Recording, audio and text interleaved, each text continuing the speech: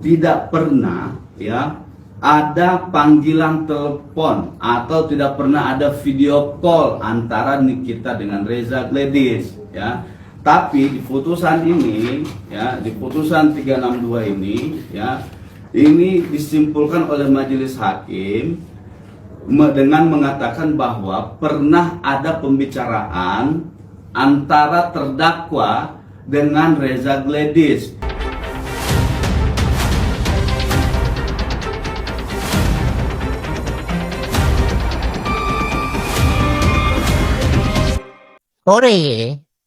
Akhirnya dunia hukum Indonesia dapat kembali tersenyum ya. Itu mungkin kalimat yang paling tepat setelah klarifikasi hangat dan melegakan dari kuasa hukum senior, profesional, dan legendaris pihak Reza Gladys. Kita perlu memberikan pujian sahabat channel.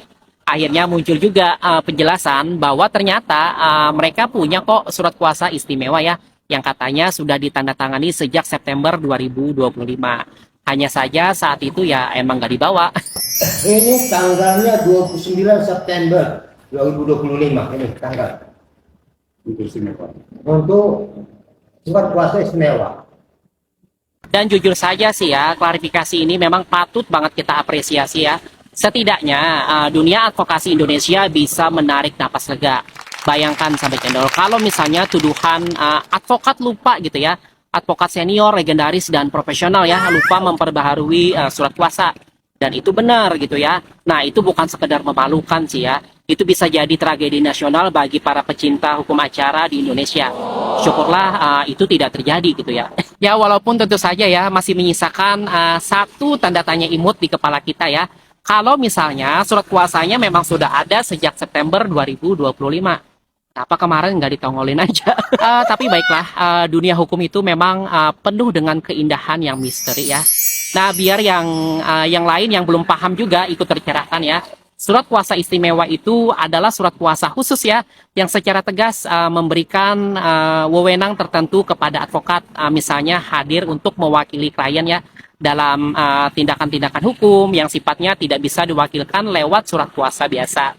Ini bukan dokumen sembarangan sampai channel, dan justru karena itu keberadaannya dalam persidangan itu ya sangat krusial. Dan pada akhirnya kejelasan ini tetap layak untuk kita syukuri ya. Setidaknya kita tidak perlu membayangkan para advokat senior ya berlarian mencari surat kuasa yang ketinggalan di hari mediasi. Hukum kembali damai walaupun dramanya tetap berkelas. Adanya kalimat deal 4 liter ya, jadinya BEMS.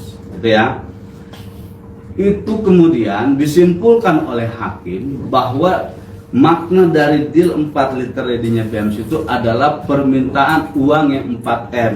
Nah, padahal dalam persidangan ya, bukti bahwa uang 4 liter yang dimaksud itu ya oleh Nikita adalah terkait dengan adanya perpanjangan perjanjian brand ambassador antara Nikita dengan Oki Pratama. Nah, itu kami bisa buktikan di persidangan ada perjanjian ya, perjanjian brand ambassador Bening Klinik ya, Bening Klinik yang juga nominalnya sama 4 miliar ya. Lalu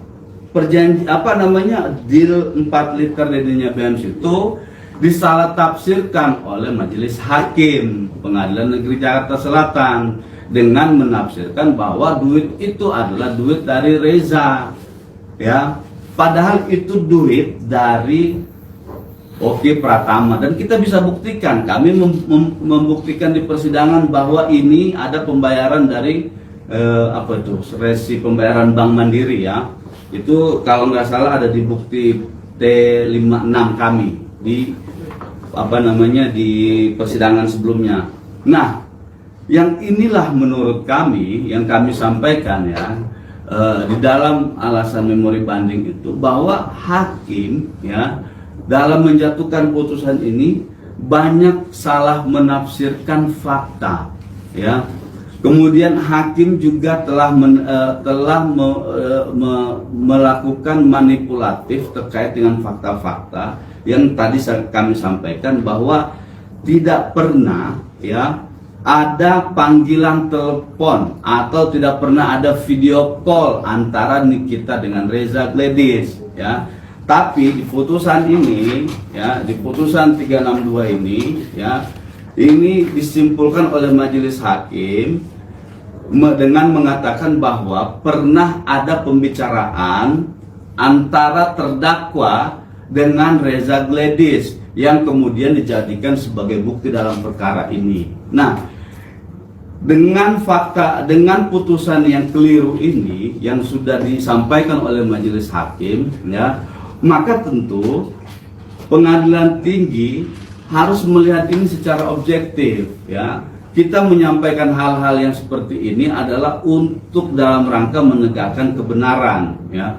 Ini sangat jelas terlihat bahwa disebutkan Nikita melakukan panggilan video call itu tidak pernah ada. Jangan panggilan video call, chat-chatan saja itu tidak pernah. Bagaimana kemudian bisa disimpulkan melakukan panggilan video call dengan Reza Gladys? Nah, kemudian berkaitan dengan itu, ya, kami mengharapkan kepada pengadilan tinggi, ya, untuk benar-benar memeriksa seluruh berkas perkara ini, memeriksa dengan objektif seluruh fakta-fakta yang ada di persidangan, sehingga putusan yang dijatuhkan oleh pengadilan tinggi Jakarta nanti itu lebih berpijak pada rasa kebenaran dan keadilan, ya, supaya juga tidak menafsirkan beberapa fakta-fakta persidangan yang salah sehingga seolah-olah memperlihatkan bahwa benar terjadi adanya dugaan tindak pidana seperti yang dituduhkan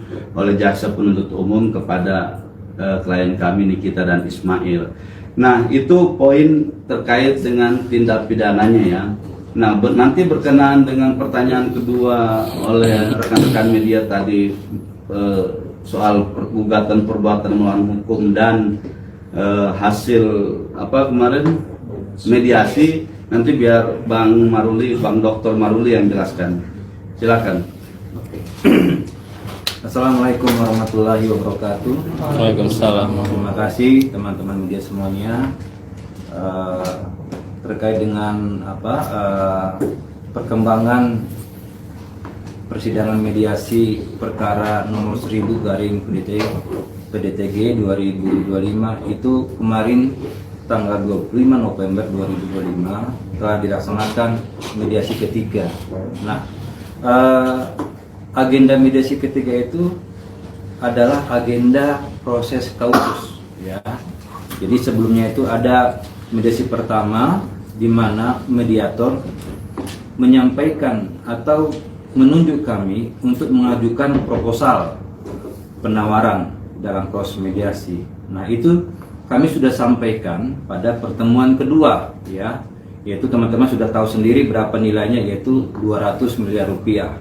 Kami mendapatkan informasi bahwa ternyata setelah kericuhan itu, ya, ada salah satu kuasa hukum dari tergugat, ya, yang menghubungi petugas mediasi, disampaikan bahwa dia ingin melihat berkas perkara nomor 1000.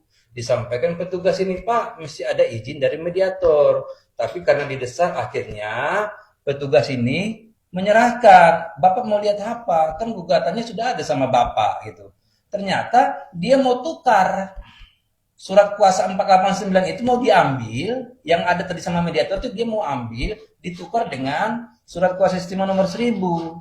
Nah, maksud saya, ini fair aja. Kalau misalkan ada kelalaian mereka, disampaikan aja. Nggak usah membangun framing yang nggak nggak jelas, gitu loh. Kalau misalkan ada kesalahan, oh kami salah nih menyampaikan surat kuasa istimewa kami dalam proses mediasi, kami mau tukar, kan enak gitu. Bukan tiba-tiba arogan begitu keluar. Katanya senior. Nah, ini kan nggak memberikan contoh kepada kami yang junior ini. Benar nggak? Iya. Halo, assalamualaikum warahmatullahi wabarakatuh. Selamat pagi semuanya yang sayang-sayang Niki, yang cinta-cinta Niki. Kita semua berdoa semoga Niki secepatnya bebas. yakin Niki akan secepatnya bebas. Sebentar lagi Niki akan bebas. Karena sudah banyak terlihat celah-celah buat Niki bebas, bahwa celah-celah itu kita lihat ya, tidak ada kesalahan Niki di situ. Hanya dikatakan gini dan bla bla bla, katanya pemerasan, tidak ada yang jumpa itu, oke? Nah, tapi Bunda mau ngasih tahu nih, yang tadinya nih banyak banget pendukung Niki nih ya kan? Ya, tapi sekarang ada di sisi lain itu berpecah belah. Saling sikut menyikut, saling sindir menyindir. Itu gara-gara apa? Gara-gara gift, gara-gara duit. Ya kan? Jadi semoga saja kita tidak tergolong seperti itu ya guys. Damai.